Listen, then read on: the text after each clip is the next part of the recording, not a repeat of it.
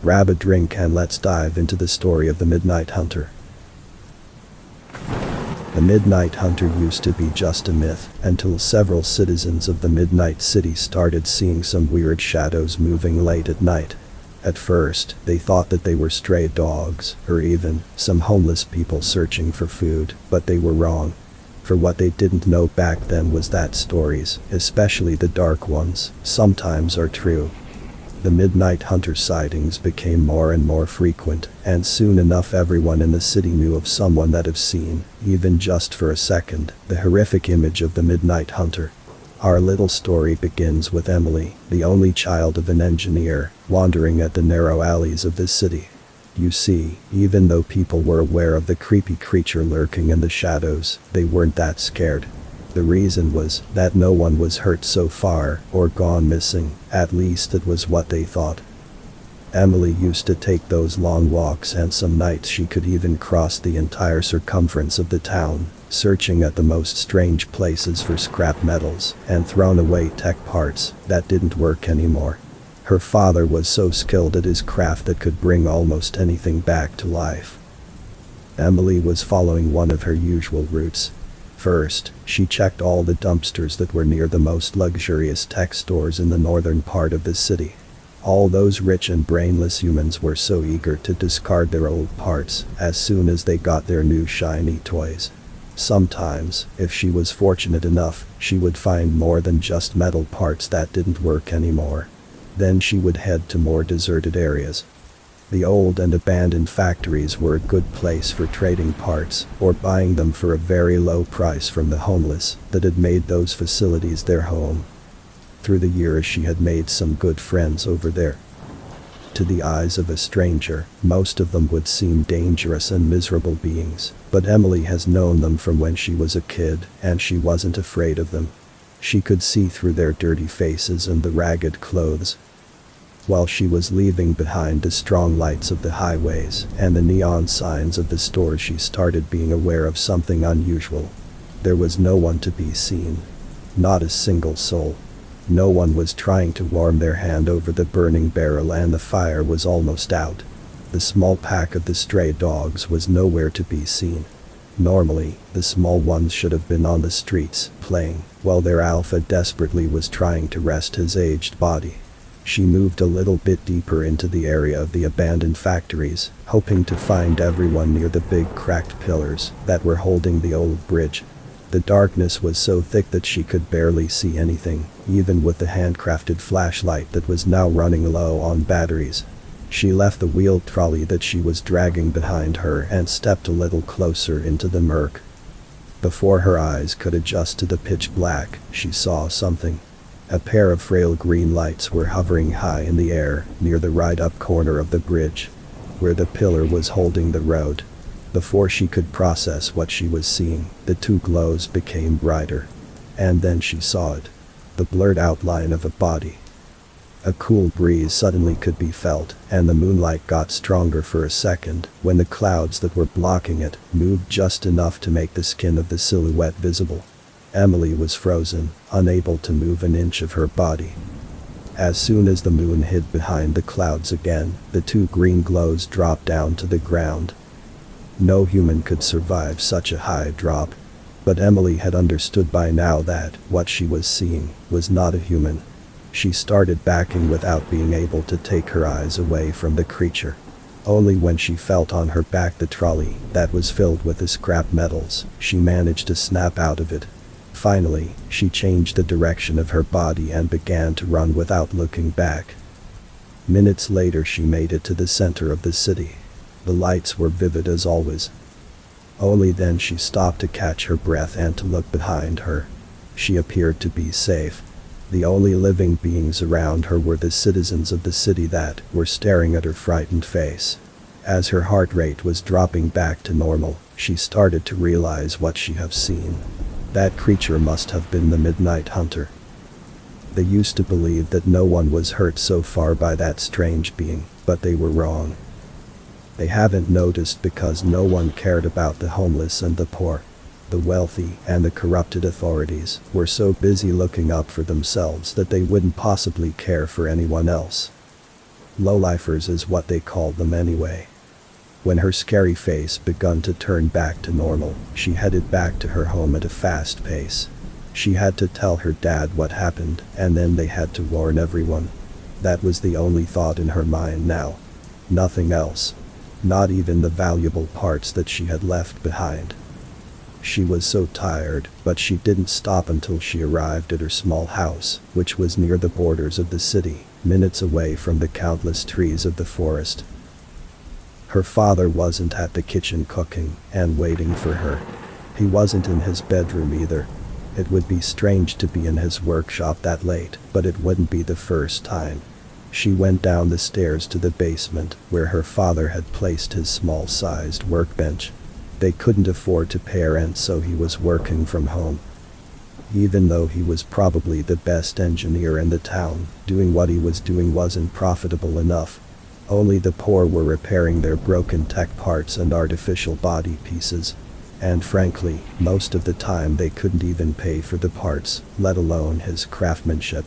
The privileged were just buying new ones when something broke, or just when they got bored of it. But Otto was a good man. When they couldn't pay him with money, he would accept other payments, like clothes or fruits and homemade bread.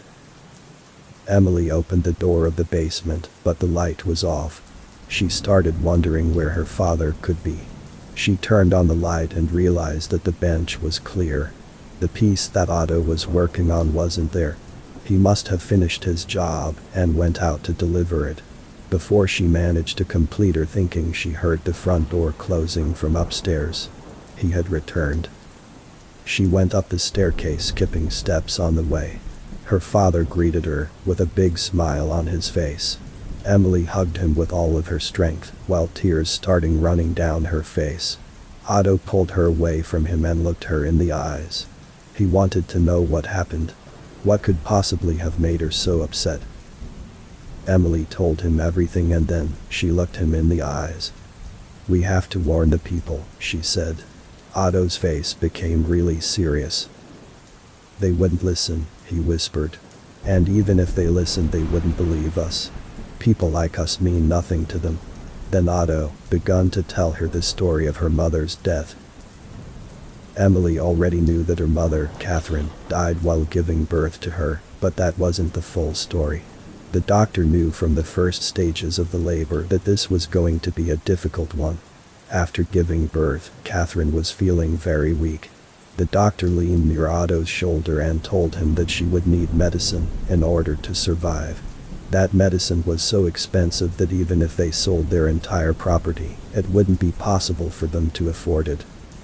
Otto tried to find help. He even went to the most wealthy citizens of the Midnight City and begged for money. That was very unlike him, but he was that desperate. All of them refused to help, even though they knew that his wife surely would die soon without their generosity. So in Otto's eyes, it was like they sentenced her to death. The amount he was asking for was nothing for them. Just another trip to the stores maybe. He had to watch his beloved wife fade away slowly. The only thing that he was grateful for was that Catherine, even for a few hours, was able to hold her daughter in her arms before she passed away. After her death, he wasn't really the same. The anger and his hatred were overwhelming. Emily just stood there, listening without blinking. Her mouth was slightly open, and her hands were hanging from the shoulders, at the side of her body. "You see now, my daughter," he said. Minutes later, Emily sat at the old wooden chair near the kitchen table, and finally got her voice back. "Still, we have to try," she replied. "We don't have to do anything," her father said, trying to hide the angry tone that was creeping at his voice. "After all," he continued, "we have nothing to be afraid of. They should be the ones to live in fear." Emily couldn't understand what her father's meant. She saw that the creature, more than anything, was attacking the poor and the homeless. All those that couldn't defend themselves with expensive equipment. Seeing the confusion in her eyes, Otto reached for her hand. He pulled her gently, making her stand. Then he led her slowly out of the house. They took the small paved stone road that was leading to the woods. When they were around 100 feet away from the tree line, he stopped and led his daughter's arm. Otto turned his head to face the trees, just as he started narrating the original myth of the Midnight Hunter. Years and years before the Midnight City came to be as it is, there was a village. The village of the Midnight. The area was known for its gloomy weather. Raining was almost a daily habit. The daytime wouldn't last long before the night. Back then, before the technology and the bright street lights, the only weapon they had against the darkness was the burning fire of the torches that was burning almost all day and night long. Everyone that was visiting the village, no matter what hour it was, felt like it was midnight. Such a fitting name, don't you think? Otto commented. Then he continued. It is said that a ruthless and greedy man was ruling the village. Almost everything and everyone belonged to him. He had a small army of well-paid soldiers, and no one could oppose him. The villagers lived on crumbs and worked all day long, while he swam in gold and all the food you could ever imagine. One day, a villager's daughter got really sick. The village didn't have a doctor, and the nearest town was days away by foot. The unfortunate villager had no choice but to ask for help from the cruel man. He crossed the long hallway of his house. Left and right soldiers were standing still, not moving an inch of their bodies. The villager asked for a horse so that he could ride fast to the northern city and bring a doctor with him to cure his daughter. The man refused to help him. Do you know how much money it will cost me to borrow you one of my horses? The man said. Everything has a cost in this life. I can lend you one horse at the right price. The villager had no money. He barely was able to provide a loaf of bread to his family. The soldiers threw him out of the man's house. He walked for a few minutes until he reached this very location that we are standing right now. He fell to his knees, soiling his clothes with mud and dirty water from the rain. He cried and screamed, feeling helpless. His tears mixed with the falling rain and created a puddle that mirrored his face. His watery eyes seemed to be green. He thought for a second that his mind was playing games. Then he heard a sound coming from the woods. Steady but slowly a weird creature came out from the tree line. The next day, the villagers faced a heinous scene. The man's and his soldiers' bodies were lying in the middle of the village. Their marks showed that they were attacked by wild animals, but eventually everyone from the nearby villages started telling the story of the creature that lived in the village of Midnight. When Otto finished the story, he made a long pause. Do you see my daughter? We have nothing to be afraid of. He turned his face to look at her. His eyes were different, their colors had changed. Emily knew by now that her father had kept more than one secret from her. But why attack the homeless? That thought was lingering in her mind, but before she could find a logical answer, something else got her attention. More than 20 pairs of green glowing eyes were approaching from the woods, and some of their faces looked very familiar to her. Thank you very much for watching. If you feel more generous than the people of Midnight City, consider subscribing and liking this video. Also, let me know in the comments, what would you do in Otto's situation? Would you forgive or seek revenge? Additionally, you can visit the links in the description to check my store and my art station. Have a nice day or night.